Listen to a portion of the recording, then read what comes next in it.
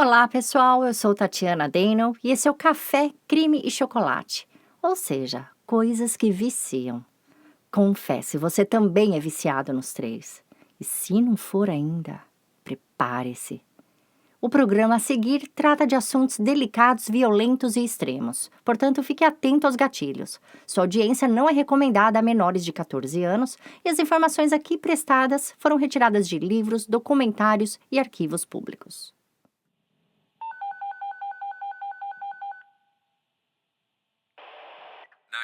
What's your emergency?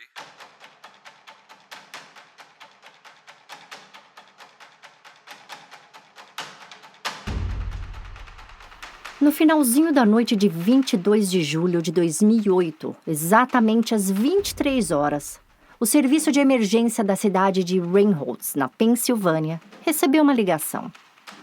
Do outro lado da linha, Michael Roseborough dizia que havia acabado de encontrar sua esposa, Jen, de bruços no fundo da piscina de sua casa.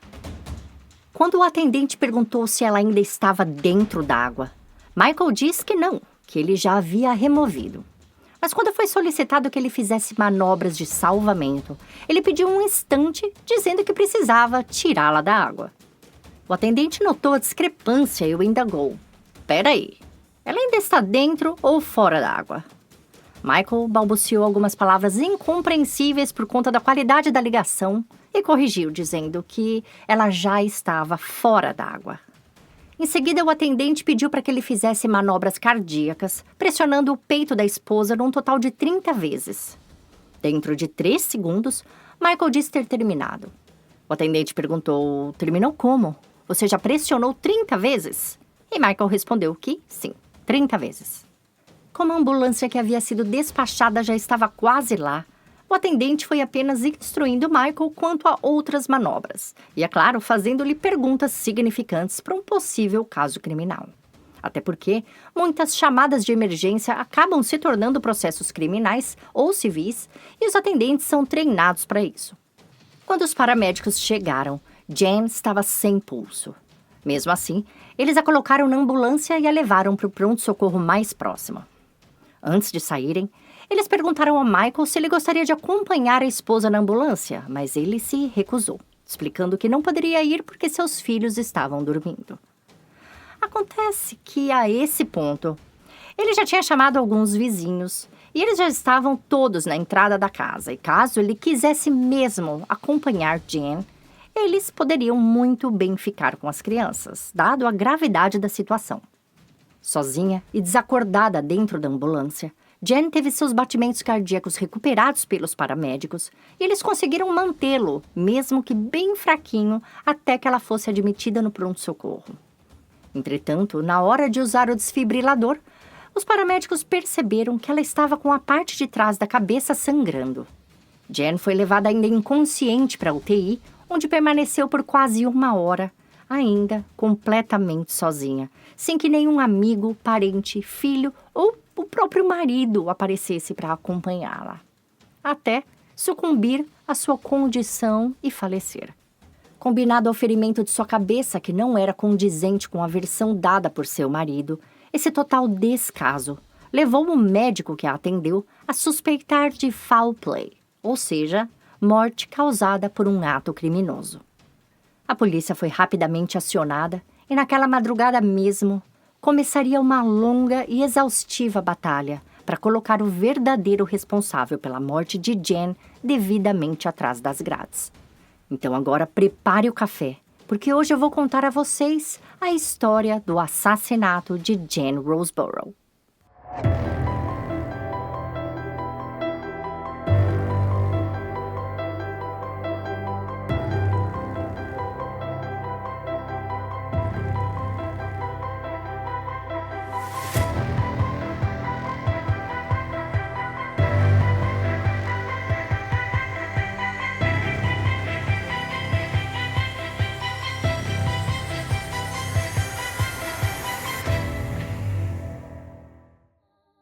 Jen Binkley nasceu no dia 2 de julho de 1963, em Efrata, uma cidadezinha pequena no sul da Pensilvânia, nos Estados Unidos. Filha caçula de Samuel, um veterano de Segunda Guerra Mundial, e Evelyn, uma dona de casa, Jen tinha um irmão chamado Brian e uma irmã chamada Susan. Segundo seus pais, ela sempre foi uma criança muito obediente, carismática e inteligente. Seu pai, após servir a Marinha, começou a trabalhar em um banco e foi subindo na carreira ao longo dos anos até chegar à gerência. Jen era o xodó dele e adorava acompanhá-lo ao trabalho. Desde pequenininha, ela dizia que, no futuro, gostaria de trabalhar em um banco como ele. Quando tinha 9 anos de idade, seus pais se mudaram para uma cidade vizinha chamada Denver, o mesmo nome da capital do estado do Colorado. Mas, de comum mesmo, só o nome. Esta Denver era bem pequena. Para se ter uma ideia, em 2020, o census registrou um total de 3.847 habitantes. A família passou a frequentar a igreja luterana, onde eram muito queridos e respeitados. Jen fazia parte do coral e também participava todos os anos do acampamento anual das escoteiras. Quando sua mãe resolveu abrir uma loja de antiguidades, Jen trabalhava com ela todos os finais de semana, operando o caixa e fazendo os relatórios de venda.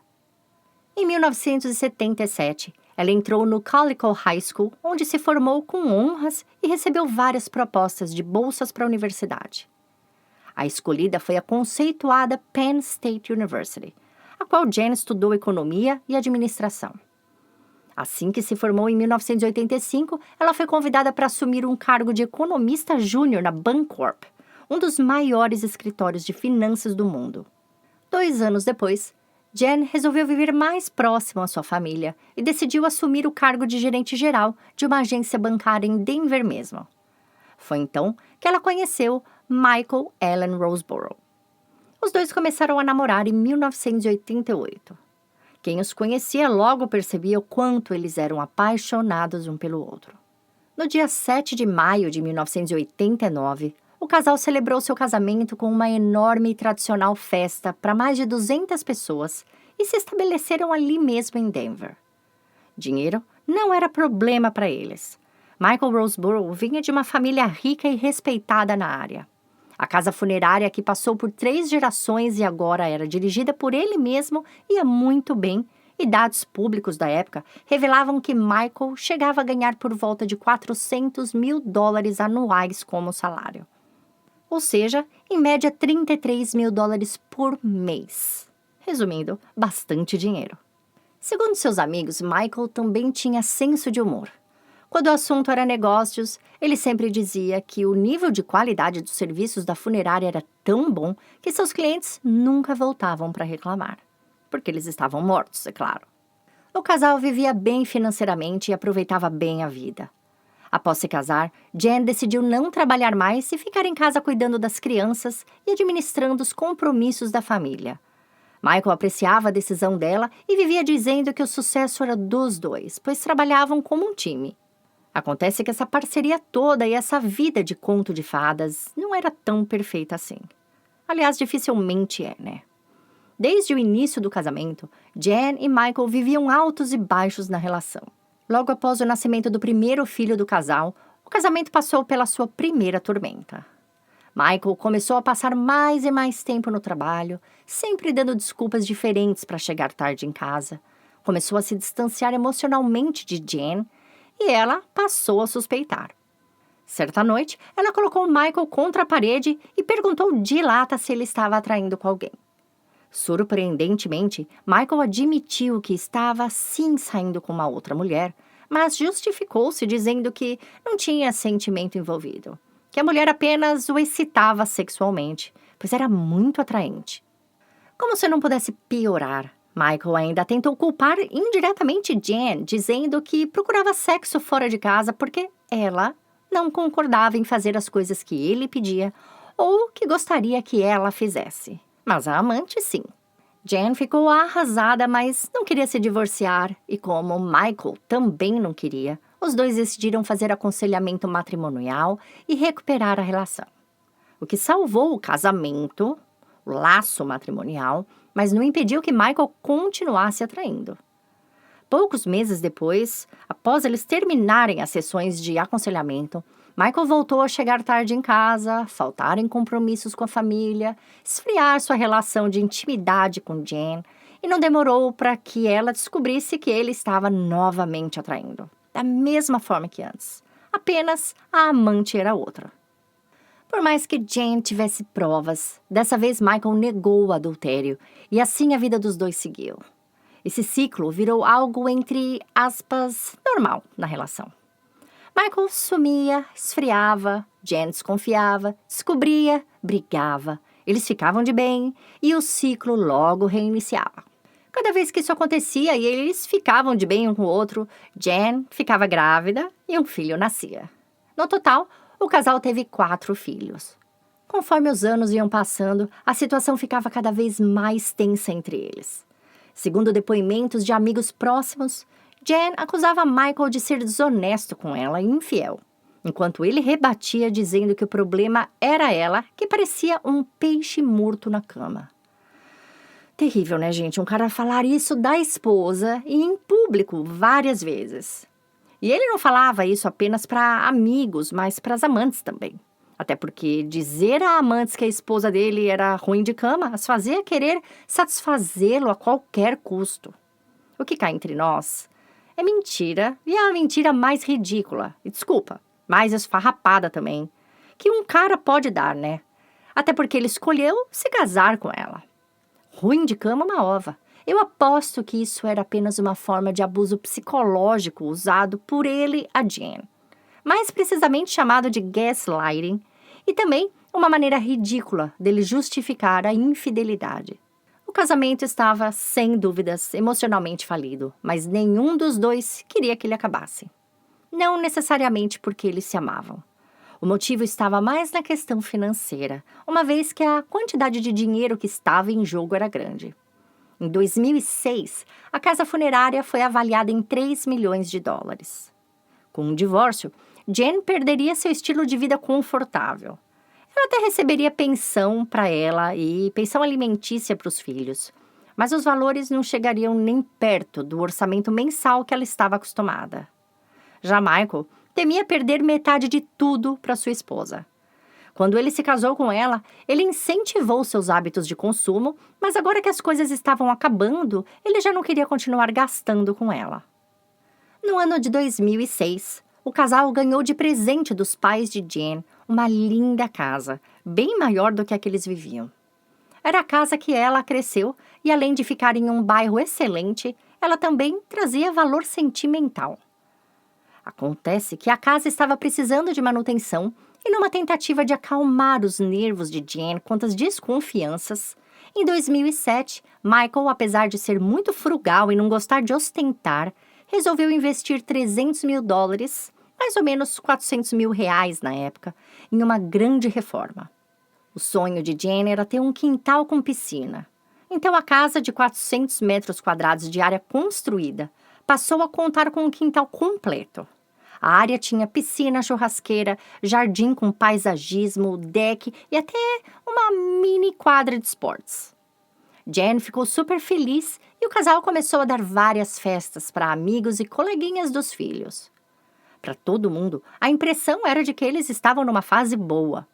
Eles estavam sempre sorrindo, sempre demonstrando carinho um com o outro e bem animados. Os filhos estavam super felizes e as duas famílias, a de Jen e a de Michael, sempre estavam lá. Pena que Jen não viria a curtir sua casa nova por muito tempo. Na noite de 22 de julho de 2008, uma terça-feira de verão, apenas 8 meses após eles terem se mudado para casa, ela foi encontrada inconsciente em sua piscina. Segundo Michael, depois do jantar, que foi às 6:30 da tarde, ele, Jen e os filhos estavam na área da piscina. As crianças estavam de férias e eles não tinham um horário fixo para ir dormir. Ele e a filha do meio brincaram na água por um tempo, enquanto Jen e as outras duas jogavam baralho na mesa ao lado. Em seguida, ele entrou com as crianças e Jen permaneceu na piscina sozinha, deitada em uma espreguiçadeira admirando as estrelas. Michael disse ter colocado as crianças para dormir e ido assistir TV. Por volta das 22h50, quando foi apagar as luzes da área externa, ele olhou pela porta de vidro e não viu Jen. Quando foi lá fora procurá-la, a viu de bruços no fundo da piscina. Agora eu vou explicar um pouquinho sobre afogamento, para que vocês entendam alguns aspectos do caso. O corpo humano, quando se encontra com vida, tem uma flutuabilidade neutra. Isto é, quando respiramos, enchemos os pulmões de ar, o que nos permite flutuar. Se expulsamos todo esse ar, veremos que afundamos na água. Isso acontece porque nosso corpo é um recipiente estanque que nos permite armazenar gases em seu interior, variando sua flutuabilidade. Quando o ser humano morre, os pulmões vão deixando o ar sair de seu interior. Assim, se estiver na água, o corpo afunda devido ao seu peso e nula flutuabilidade. Então, por que depois o corpo flutua? Isso acontece porque quando o corpo entra em decomposição, a atividade bacteriana em seu interior causa uma reação que libera gases e ficam armazenados lá dentro da gente. À medida que esses gases se acumulam, o corpo volta a ganhar flutuabilidade e sobe à superfície. O tempo para que esse fenômeno aconteça depende de vários fatores, mas principalmente da temperatura da água, já que quanto mais fria ela estiver, menor a atividade bacteriana, então menor o volume de gases acumulados no interior do cadáver. E o frio em si, ele pode até conservar o cadáver, fazendo com que ele jamais suba à superfície. No mais, os corpos tendem a subir com as costas para cima, já que a cabeça e as extremidades não incham tanto quanto o abdômen. No caso de mulheres ou de pessoas que tenham uma circunferência maior na área da barriga, pode acontecer do estômago estar voltado para cima nessa fase de flutuação. De acordo com Michael em sua ligação para o 911, ele havia encontrado Jen no fundo da piscina de barriga para baixo. Só que quando os policiais chegaram à residência, logo após os paramédicos, ele estava completamente seco, o que somente 3 fatos poderiam explicar. 1. Jen, na verdade, não ter caído na água, como Michael falou. 2. Ele ter corrido para se trocar e secar o cabelo bem rápido enquanto os paramédicos a socorriam e a polícia, sei lá, olhava para a piscina, né? Não sei. Nem a polícia sabe. Ou 3. Uma outra pessoa tê-la tirado da água. Mas nesse caso, quem? Assim que chegaram, os policiais repararam que, apesar de ter sido quem disse ter não somente feito as manobras de socorro, mas também resgatado a esposa da piscina, Michael estava, além de completamente seco, bem composto para a situação. Ou seja, ele não estava chorando nem em desespero. Ao que os paramédicos conseguiram recuperar os batimentos cardíacos de Jen, e a casa começou a encher de vizinhos e curiosos. Os policiais saíram junto com a ambulância e ficaram de voltar depois, caso precisasse. À meia-noite, os policiais foram avisados pelo hospital que Jen tinha morrido e a causa da morte havia sido dada como suspeita por conta de um ferimento na cabeça. Eles, então, voltaram à casa para dar a notícia a Michael e também dar uma olhada melhor na situação. Quando chegaram, eles foram até ele e disseram, olha, sua esposa faleceu. Veja bem, eles que foram lá informar, tá? Não foi Michael que ligou para o hospital, nem foi até lá. Eles avisaram o que tinha acontecido e disseram também que a morte parecia não ter sido natural nem acidental. Michael ignorou essa informação e continuou recepcionando seus vizinhos, amigos e familiares, enquanto dizia a eles que Jen havia tido um infarto e caído na piscina.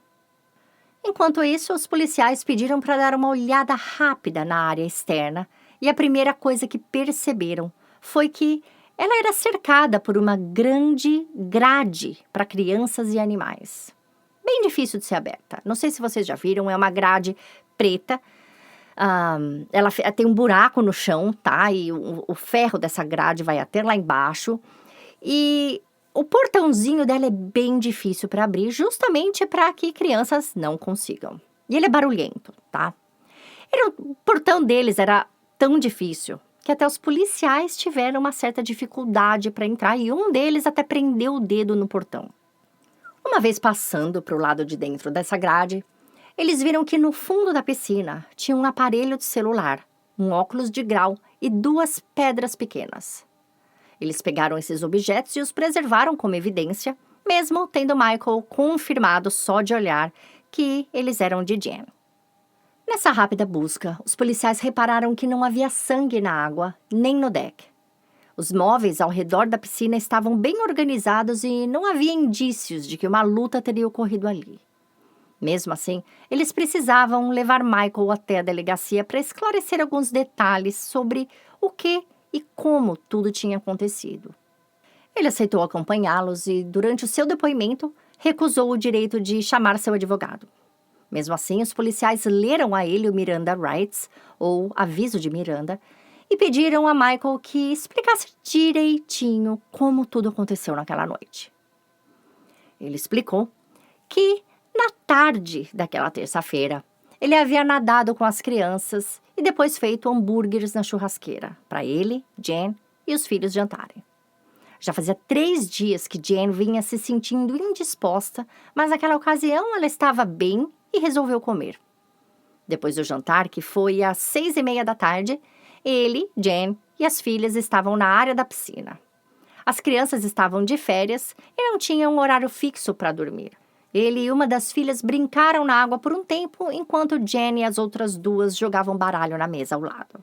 Em seguida, ele entrou com as crianças e Jen permaneceu na área da piscina sozinha, deitada em uma espreguiçadeira, admirando as estrelas. Michael disse ter colocado as filhas mais novas para dormir e ido assistir TV, enquanto o mais velho, de na época com 12 anos, foi dormir na casa de um amigo. Por volta das 10:55 da noite, ele percebeu que as luzes e as tochas da área externa ainda estavam acesas e pensou que Jen ainda estivesse lá. Então ele abriu a porta de vidro e, quando foi procurar por ela e apagar as luzes, ele a viu no fundo da piscina. Perguntado sobre o que ele fez quando a viu, Michael respondeu dizendo que pulou na água e a colocou para fora. Os policiais não perguntaram o porquê, então, ele estava seco. Só deixaram ele continuar com a narrativa. Em seguida, Michael disse ter tentado fazer respiração boca a boca em Jen, mas não conseguiu. Vendo que ela não respirava, ele pegou o telefone e ligou para a emergência. Ao que Michael terminou sua declaração dos fatos, os policiais esqueceram de perguntar quem estava na casa na hora que tudo aconteceu, que programa ele estava assistindo na TV, se algo tinha desaparecido. Eles simplesmente deixaram Michael ir embora sem mais esclarecimentos. Até aquele momento, o município de Ringholds nunca tinha tido um homicídio sequer. Isso mesmo, gente, uma cidadezinha sem nenhum assassinato para contar na história. Então, já era de se esperar que os policiais não tivessem tanta experiência assim com suspeitas de foul play. Inclusive, para quem quiser saber direitinho o que significa foul play e quando esse termo é usado em criminologia, eu fiz uma postagem no nosso Instagram. Agora, voltando ao caso. Michael foi liberado e durante aquela madrugada caiu uma chuva torrencial, daquelas de lavar o mundo, sabe? Lavar inclusive evidências. Aí, no dia seguinte, às 2 da tarde do dia 23 de julho, menos de 24 horas após a morte de Jen, seu relatório de necrópsia ficou pronto. Por conta do ferimento na cabeça e pelas condições suspeitas de morte, o patologista Dr. Ken Ross precisou raspar toda a sua cabeça e, assim, descobriu que o crânio todo de Jen estava coberto de hematomas e outros ferimentos. Ou seja, ela não tinha apenas batido a cabeça durante uma possível queda, mas sim sido brutalmente agredida. O exame também revelou 2 marcas, uma em cada lado de seu pescoço, compatíveis com marcas deixadas por um golpe conhecido nos Estados Unidos como Rear Naked Choke e no Brasil como gravata ou mata-leão. Um típico golpe de estrangulamento usados nas artes marciais japonesas, realizada pelas costas do oponente. Nesse caso, com a vítima de costas para o agressor. Esse golpe está na categoria dos denominados enforcamentos de sangue, pois restringe a circulação do sangue pelas artérias. Quando feito corretamente, ele causa inconsciência temporária por alguns segundos. Isso explica alguns outros achados no exame de Jen.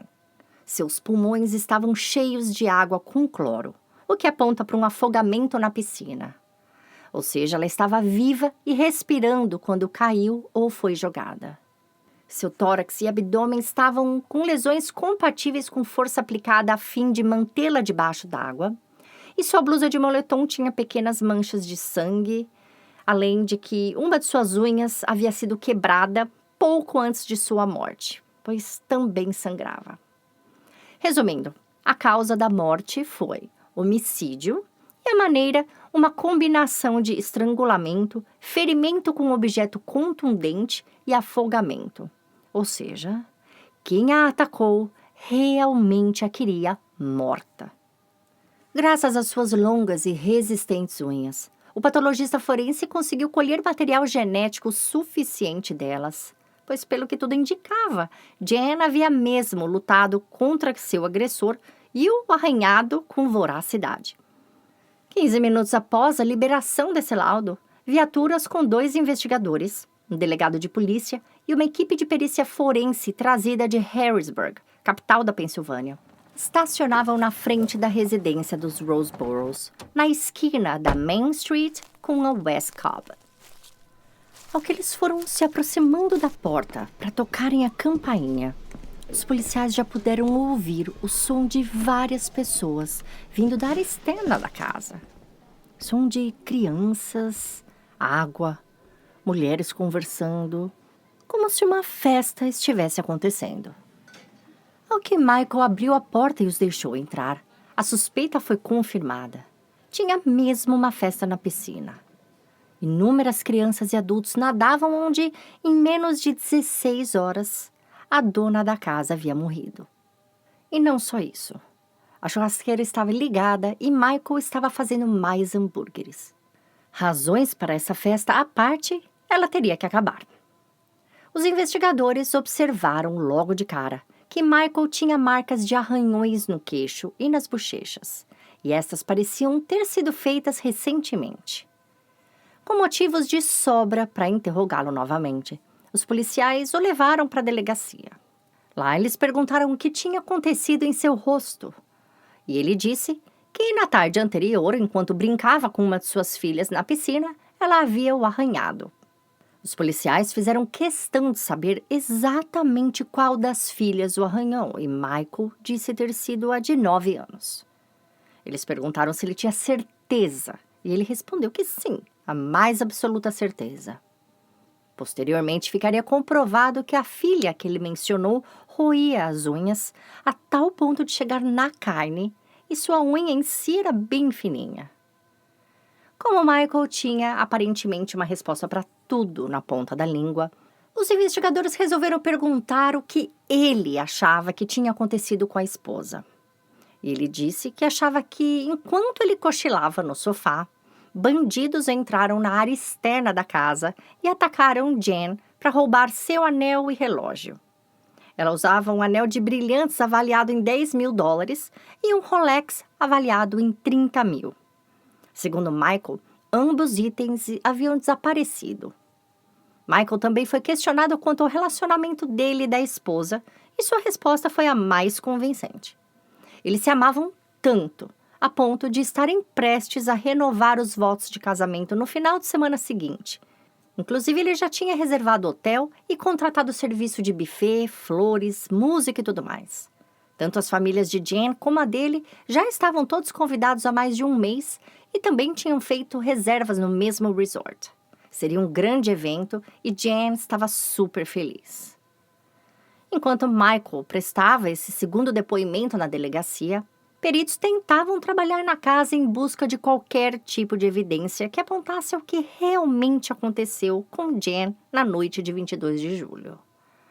Eles, obviamente, tiveram que pôr um fim no churrasco que estava acontecendo na piscina e, em seguida, começaram os testes e coletas.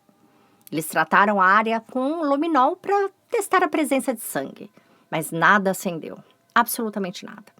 Para quem não sabe, luminol é uma substância usada para detectar ferro proveniente da hemoglobina no sangue e, ao reagir positivamente, torna-se azul brilhante.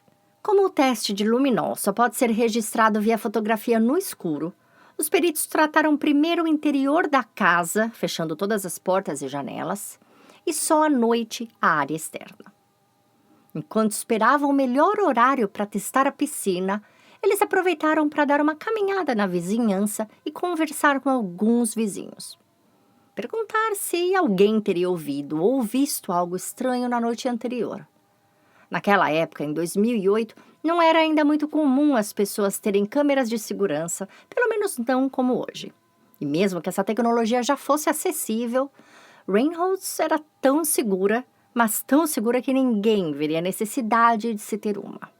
Então, os policiais tinham que contar mesmo com a memória dos vizinhos. E foi bem isso que ofereceu a primeira pista.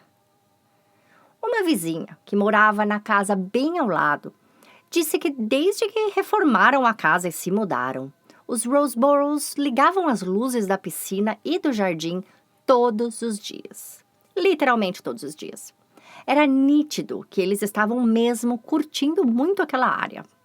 Porém, na noite de 22 de julho, uma vizinha notou que nenhuma luz da área externa foi acesa.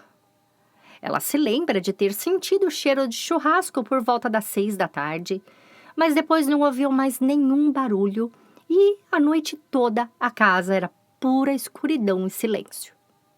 Ela mesma ficou lendo um livro do lado de fora da varanda e depois saiu para passear com seu cachorro.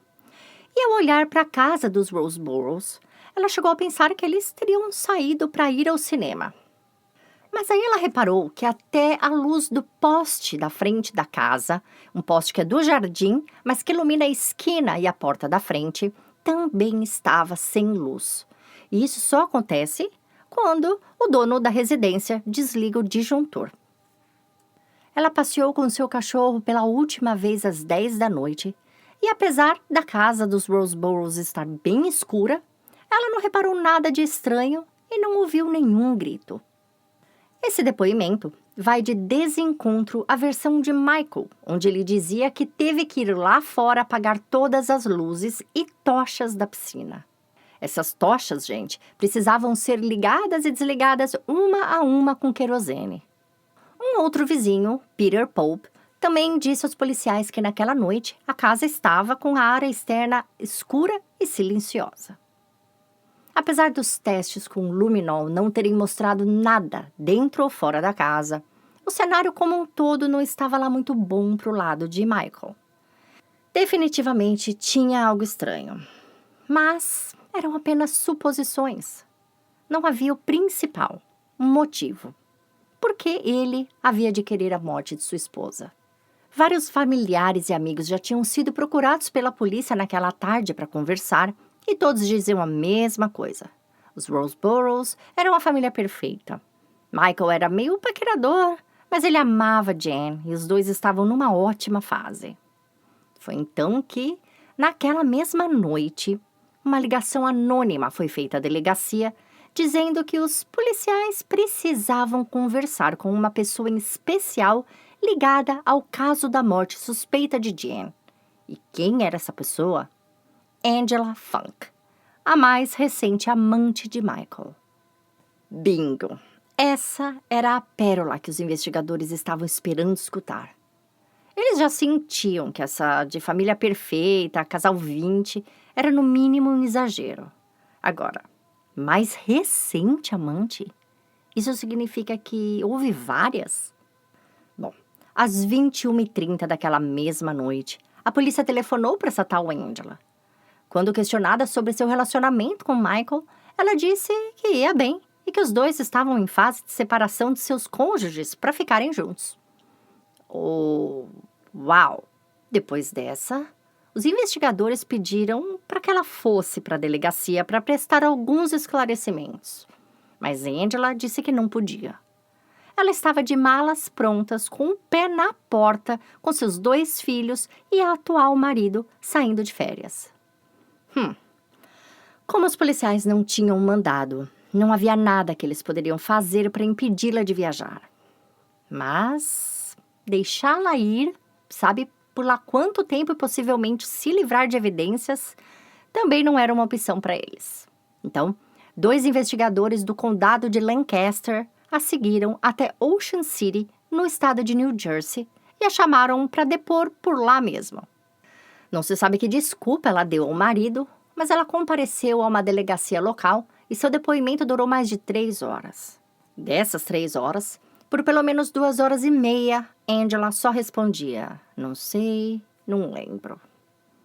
O único momento que Angela soltou a voz foi quando os investigadores a contaram que ela não era a única amante dele no momento.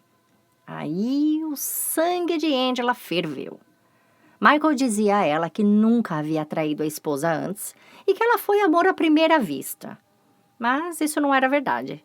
Ele já tinha tido diversas outras amantes sérias, tá? Relacionamentos que duraram anos. E naquele exato momento, ainda estava dormindo com uma outra mulher.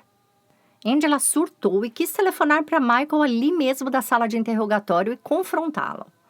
Na ligação, ela pareceu meio chateada com ele, mas ainda se despediu dizendo que o amava. Aos policiais, ela disse que tinha certeza que Michael não seria capaz de fazer nada contra a esposa. Mas será que ela o conhecia há tanto tempo assim, para ter mesmo essa certeza? Segundo seu próprio depoimento, não. Eles não se conheciam nem há 2 meses. Angela, o marido e os filhos moravam na mesma rua onde ficava a casa funerária de Michael e na casa ao lado dos pais dele. Os dois se conheceram no dia 29 de maio daquele mesmo ano, na loja de conveniência de um posto de gasolina. Enquanto os dois pegavam um café, Michael puxou conversa e os dois ficaram quase meia hora falando de política. No dia seguinte, uma sexta-feira, os dois se encontraram de novo no mesmo cantinho do café. Olha o café aqui se envolvendo em crime, gente. Mas dessa vez, eles trocaram telefone e e-mail. Naquela noite, Michael convidou Angela para almoçar fora no dia seguinte. Mas ela recusou o convite, dizendo que, como a cidade era muito pequena, iria dar muito na cara os dois serem vistos em pleno sábado almoçando juntos. E outra, ela provavelmente estaria com marido e filhos naquele dia, algo que Michael não tinha. E sabe por quê? Por que ele estava com uma agenda tão aberta assim para sair com uma paquera? Porque Jen e as crianças estavam em Denver para o funeral da mãe dela. Pois é, enquanto a esposa enfrentava um momento difícil e delicado, Michael ciscava no terreno do vizinho. Isso porque a sogra falecida era justamente quem deu a eles a casa maravilhosa que eles estavam morando. Bom, convite recusado para o almoço, a solução era continuar com as mensagens de texto e e-mails.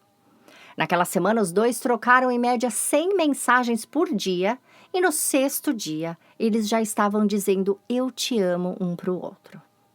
Só que Michael queria mais. Ele queria algo físico e logo. Afinal de contas, ele nunca tinha nem beijado Angela.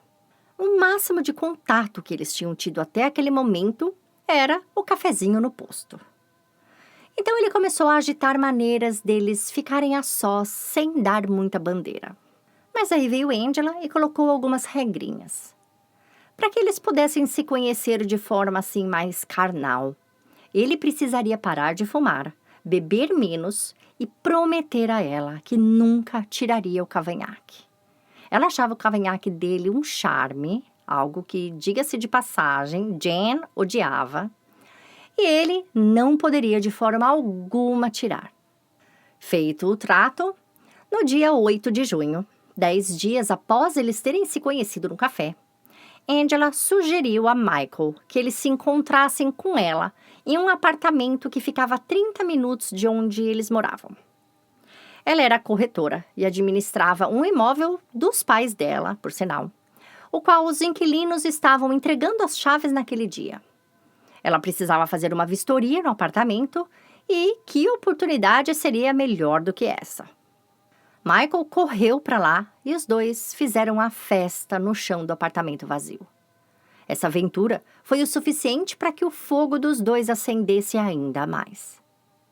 No dia 9, eles continuaram a festinha no escritório da casa funerária. E depois do horário de expediente, no dia 10, deram uma rapidinha na sala de velório. Entre uma escapadinha e outra, os dois trocavam por e-mail letras de músicas românticas. E, nesse caso, bregas, tá? Michael mandava mensagem de texto para Angela antes de dormir, sempre com um refrão de música de bandas famosas. E ela também respondia com um refrão. E assim o romance ia. Eu vou até colocar esses refrões para vocês no Instagram do Café Creme e Chocolate para vocês tentarem adivinhar o artista ou a banda. Aliás, são bandas que eu mesma adoro e confesso que achei um desperdício eles gastarem aquelas palavras um para o outro. Bom, declaração de amor vai, declaração de amor vem. Dia 12 de junho, eles deram uma escapadinha até um antigo mosteiro abandonado e passaram horas em conjunção carnal no carro e no banheiro do local. O amor estava assim no ar com eles, tá? A esse ponto, os dois já estavam fazendo planos para o futuro e falando até em casamento. Não fazia nem um mês que eles tinham se conhecido e nem uma semana que tinham se beijado pela primeira vez. Mas eles sentiam que tinham encontrado realmente a metade da laranja um do outro. E para que esse amor pudesse sobreviver, eles precisavam de um plano, que foi o seguinte. Os dois precisariam se divorciar de seus cônjuges e Michael deveria ser o primeiro. Isso porque Angela disse que se ela saísse com os filhos de casa, ela não teria para onde ir a não ser morar com Michael. E na rua ela não iria ficar. Como ele iria fazer isso, não era problema dela. Dali em diante, os dois começaram a fazer planos via e-mail para o casamento deles. Primeiro seria em Fiji, depois na Califórnia, e Angela chegou até a sugerir a Disney para agradar as crianças. Tudo isso enquanto Michael planejava sua renovação de votos matrimoniais com Jen. Mas é claro, Angela não sabia disso. Ela não fazia ideia que ele já tinha contratado tudo para a festa e até requisitado a presença de um pastor. No início de julho, ele chegou até a contar a ela que iria viajar com a família, mas não disse nada sobre a comemoração. Disse apenas que a viagem já estava planejada há tempos e que a família dele também ia. Ele garantia que não dormia mais com Jen há tempos, e ela também dizia a ele que não queria mais dormir com o marido. E é agora, gente, que esse caso começa a esquentar. Na manhã de 22 de julho, data em que Jen viria a morrer, Michael e Angela se encontraram em outro apartamento que ela gerenciava a 45 minutos de Rainholds.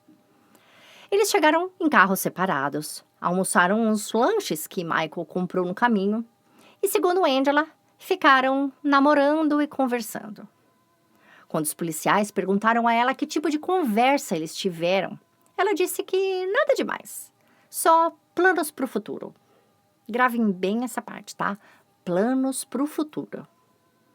Quando eles saíram, cada um em seu carro, às 5 da tarde, eles ainda passaram 36 minutos no celular um com o outro.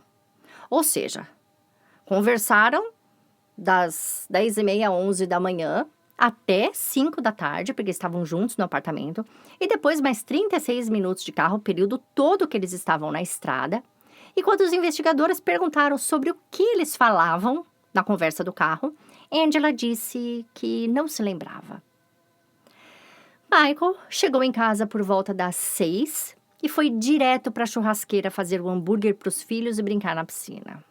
Quando os policiais perguntaram a Angela se ela notou algum arranhão em seu rosto naquele dia, ela disse que não.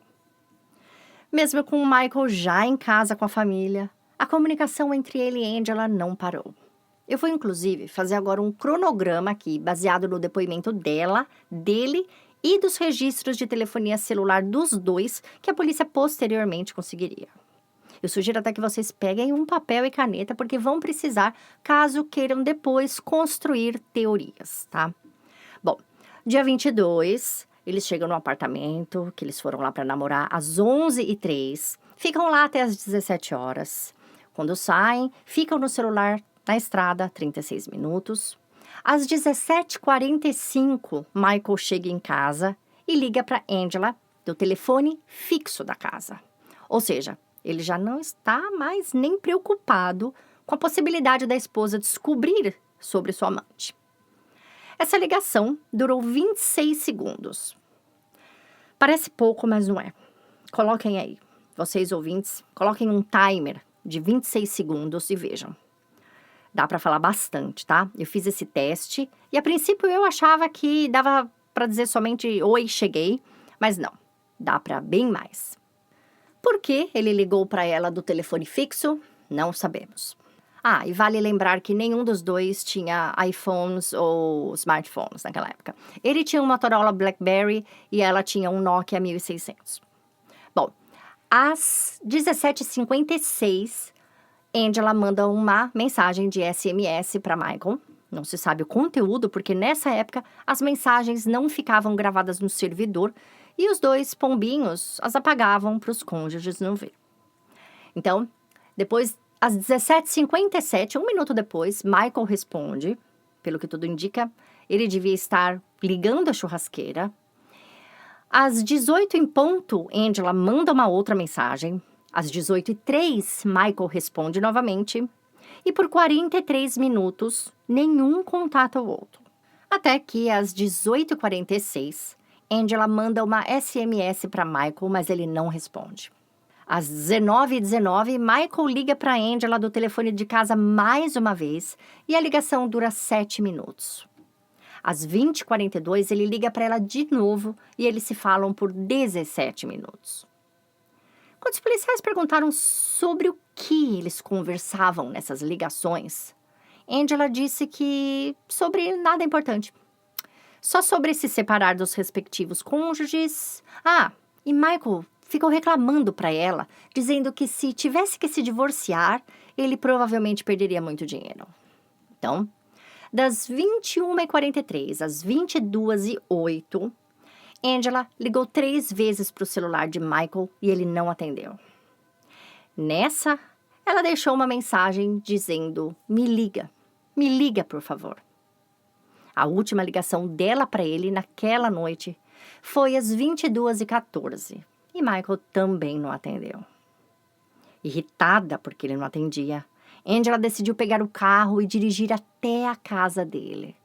E foi então que viu uma enorme comoção em frente à residência, com ambulâncias, carro de polícia e tudo mais. Preocupada, curiosa, sabe lá o quê, ela decide ligar para o telefone da funerária, a qual as ligações eram transferidas para a casa de Michael.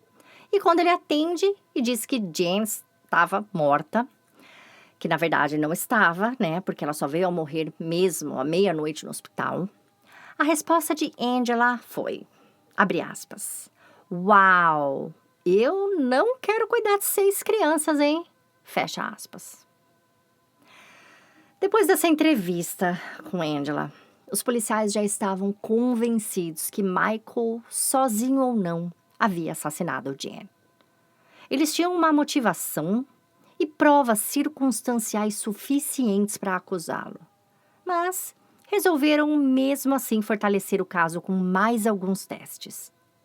No segundo depoimento de Michael, mesmo após ele ter falado que a filha tinha o arranhado, a polícia tirou fotos dos ferimentos. A marca em seu rosto era condizente com uma pessoa tentando se defender de uma gravata. O carimbo da marca mostrava 2 arranhões, um espaço e mais um. Como se o dedo do meio estivesse abaixado e só o indicador, o anelar e o dedinho tivesse arranhado. Agora, quem tinha o dedo do meio da mão direita faltando? Jen. Ela tinha perdido a ponta desse dedo anos atrás em um acidente com um processador de alimentos. E de quais dedos o patologista forense conseguiu coletar uma grande quantidade de pele com amostras de DNA? Desses 3 dedos da mão direita dela. E essas amostras vieram positivas para o DNA de Michael. Eles estavam em processo de finalização do inquérito, quando Angela ligou ela mesma para a polícia para dar uma notícia. Ela tinha acabado de descobrir que estava grávida de Michael. E ela sabia que o bebê era dele mesmo, porque o marido dela tinha feito vasectomia. Temendo que diante dessa notícia Michael fugisse ou algo assim, os policiais se apressaram e no dia 2 de agosto, às 22h31, ele foi preso em sua casa e acusado de homicídio doloso, onde há a intenção de matar. Michael permaneceu detido na prisão do condado de Lancaster sem direito à fiança até o dia do julgamento, que começou no dia 12 de julho de 2009, um ano após o crime. A esse ponto, o bebê de Angela já tinha nascido e os dois se falavam sempre que podiam, quando Michael era autorizado a receber ligações na prisão. Durante o julgamento, o promotor Craig Stedman abriu a sessão, dizendo ao júri que aquele era um caso de muita traição, mentira, ganância, obsessão e, é claro, assassinato. A primeira prova mostrada foi um e-mail de Michael para Angela, no dia 18 de junho, um mês antes do crime, que dizia: "Eu te adoro, te amo demais. Você me consome e eu vou fazer o que for preciso para te transformar em minha esposa." Durante as 3 semanas de julgamento, todas as evidências forenses foram apresentadas, bem como e-mails e mais e-mails melosos entre os dois. Angela e seu marido foram intimados pela acusação a depor, e enquanto o depoimento dele foi rápido, o dela durou mais de um dia. Quando chegou a hora da defesa, Alan Sodomsky, advogado de Michael, apresentou sua teoria. Ele tentou convencer o júri que um ladrão teria entrado na área externa da casa e assassinado Jen para roubar seu anel e Rolex, que, combinados, valiam $40.000. A acusação rebateu com imagens do banco onde Jen e Michael tinham conta, mostrando Jen no caixa eletrônico naquela tarde mesmo, sem o relógio e o anel. Uma amiga de Jen também a encontrou na padaria e disse que Jen estava de shorts, maiô e um moletom aberto na frente, a mesma roupa que ela foi encontrada no fundo da piscina, sem relógio, pulseiras, anel, nem brincos. Como ela sempre andava. Jen tinha essas joias, mas não era de usar nenhuma, principalmente em casa ou para ficar na piscina.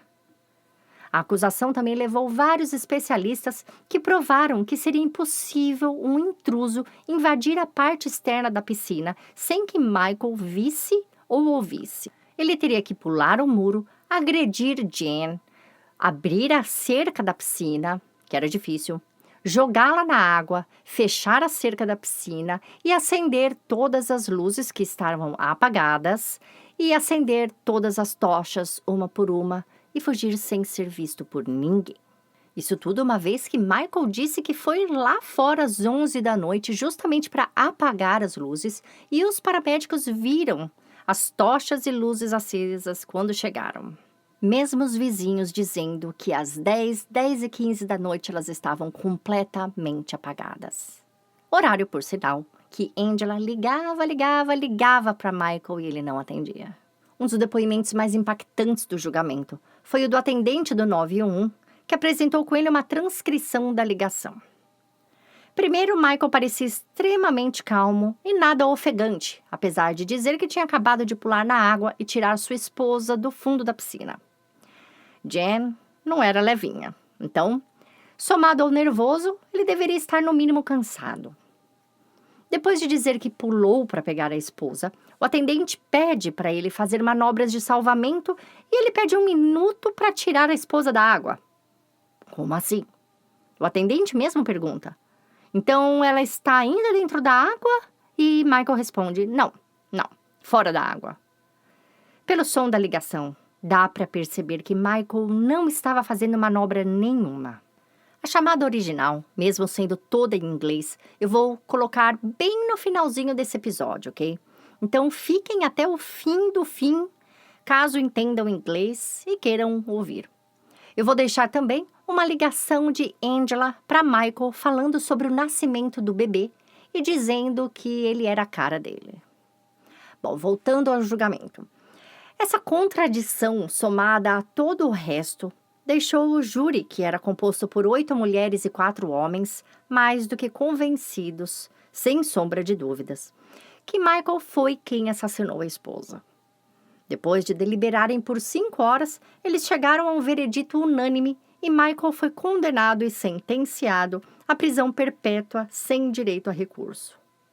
Meses depois, ele entrou, através de seus advogados, com um pedido de cancelamento do julgamento porque 2 jurados fizeram postagens no Facebook durante os dias do julgamento E, por lei, eles não poderiam falar sobre o caso com ninguém fora do tribunal.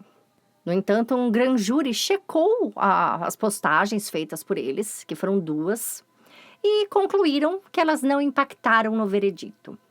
Uma era, abre aspas, jury blows, fecha aspas, que significa fazer parte do júri é um saco, ou que esse negócio explode, tipo, muito difícil, muito irritante fazer parte do júri. E a outra era só um desabafo quanto a por que um julgamento deve ser tão longo. Bom, o pedido foi negado e Michael continua preso até hoje, ainda se dizendo ser inocente. Sua própria mãe e seu filho mais velho acreditam na versão de um assalto. Mesmo Michael tendo vindo com essa versão dias depois, após conversar com seu advogado. Antes, ele mesmo dizia que Jen havia morrido afogada após sofrer um infarto ao lado da piscina. Enfim, os dois acreditam na inocência dele. As 3 filhas mais novas de Michael ficaram sob guarda de Susie Binkley, a irmã mais velha de Jen. Ela quis continuar morando com elas na mesma casa, pois aquela era a casa de infância dela e da irmã, a qual Jen tanto amava. De um jeito ou de outro, as crianças perderam pai e mãe, e ter que mudá-las de casa seria ainda mais traumático. Eu não citei o nome delas aqui no episódio para respeitar a privacidade e até porque elas não dão entrevistas e preferem ficar longe da imprensa. Suzy abriu uma ONG em nome da irmã chamada Friends for Jen e arrecada fundos para ajudar crianças que perderam as mães vítimas de violência doméstica. Ela parece ter criado sobrinhos muito bem, 3 deles já têm filhos e parecem felizes e saudáveis. Angela Funk continua casada com o marido, sim, ele não se separou dela, e os dois criam os 3 filhos juntos. Agora, algumas dúvidas que o caso ainda deixa. O que os filhos estavam fazendo na noite em que Jen morreu?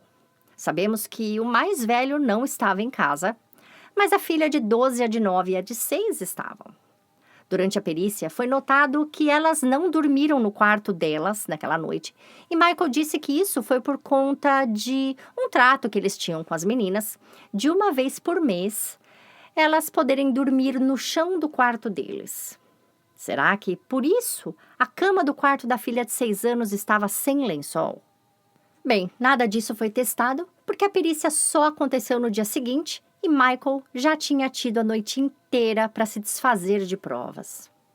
A justiça não permitiu que as crianças fossem interrogadas, apenas o filho mais velho foi testemunha em tribunal e ele não viu nada porque não estava em casa naquela noite. Agora eu quero saber de vocês. Onde na casa vocês acham que Jen foi morta? Será que uma luta aconteceu lá dentro e Michael somente a jogou na piscina após tê-la estrangulado? Ou tudo aconteceu do lado de fora e ele só ligou para a emergência após ter organizado a cena? E o que vocês acham sobre as ligações entre ele e Angela naquela noite? Vocês acham que ela poderia estar de alguma forma envolvida no crime? E o crime em si? Foi um ultimato de Angela que fez com que Michael perdesse o controle naquela noite? Ou era tudo um plano que já vinha passando na cabeça dele? Eu espero os comentários de vocês nas nossas redes sociais. Não esqueçam que temos um grupo de discussão aberto no Telegram, outro fechado para apoiadores e um grupo no Facebook. Lá vocês também encontram fotos e fontes sobre o caso. Antes de eu ir, eu quero também avisar que o Café Creme Chocolate foi indicado para o prêmio iBest 2023 na categoria Podcast. E se vocês puderem dar uma ajudinha votando na gente, eu agradeço muito. Se você já votou, vote de novo, por favor, tá? Para ajudar mesmo. Até porque dá para votar a cada 24 horas agora, no início, até 7 de maio. E nós estamos concorrendo com programas bem grandes, de produção massiva em estúdio profissional.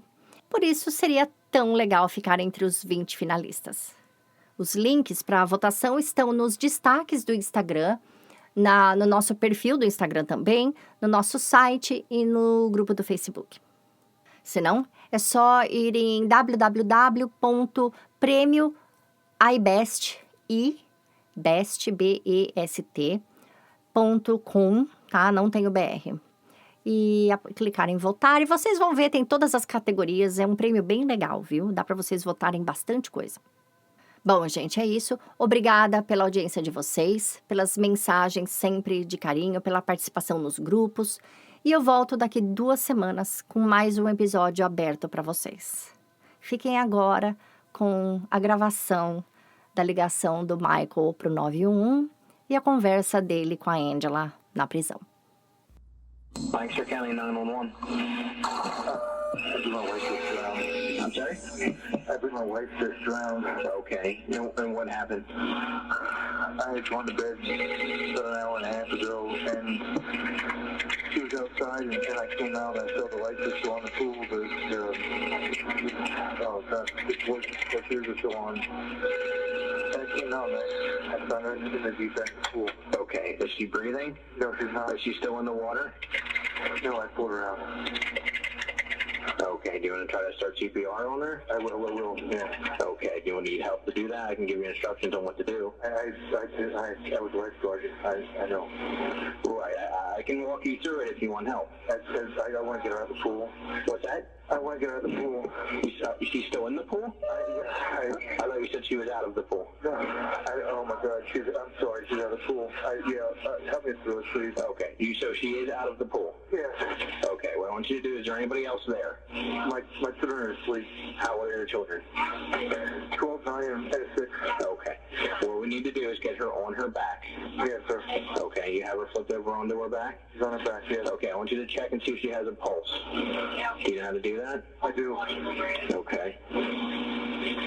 There's no pulse. There is none? There is none. Well, what we're going to do is we're going to start the CPR, okay? Okay. Keep her head tilted back, pinch her nose closed, cover her mouth with yours, and give her 2 deep, regular breaths, about 1 second each. Okay. Is that the siren for the fire department there? Yeah. Okay. Hey, hold on. Please, hold on. Okay. Sorry. Okay, that's fine. Is there somebody there? Not yet, no. Okay. What we're going to do is we're going to start the compressions, okay? Go ahead and put your hand on her chest. I want you to pump her chest hard and fast about 30 times, about twice a second. Okay. Okay, let the chest come up all the way between pumps. And let me know when you've done it 30 times, okay? Okay. All right, go ahead and do that. All right.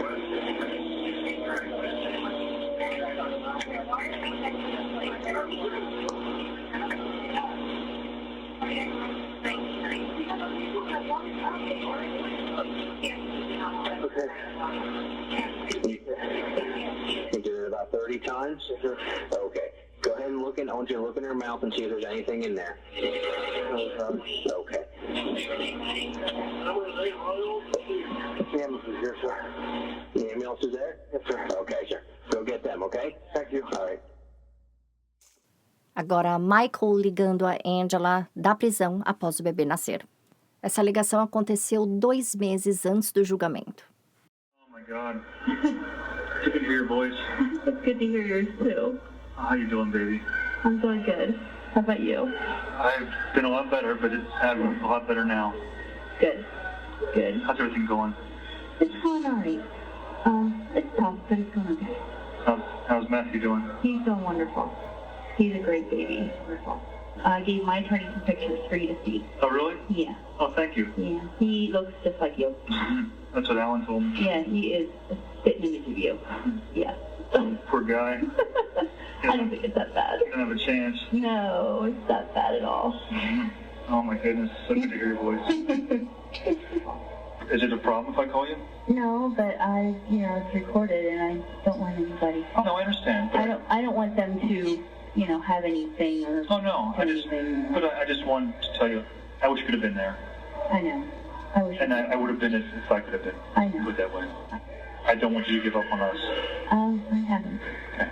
Mm-hmm. Because I won't. Good. And I totally plan on being out of here in August. Let's hope so. I know. And I am so proud of you, the way you're handling yourself. Thank you. And handling everything. It's just best I don't say anything. It's nobody's business. I know. I don't care what they put in the paper about me. I really don't. But it's my family, Right. it's my children, it's you, and the girls that are being affected. I know. It's just, that's beside the point. Oh my goodness. God, to hear your voice is just, oh my goodness. I will call again. Okay. It was so good talking to you. It was good talking to you. I love you. I love you too. I'll see you. See ya.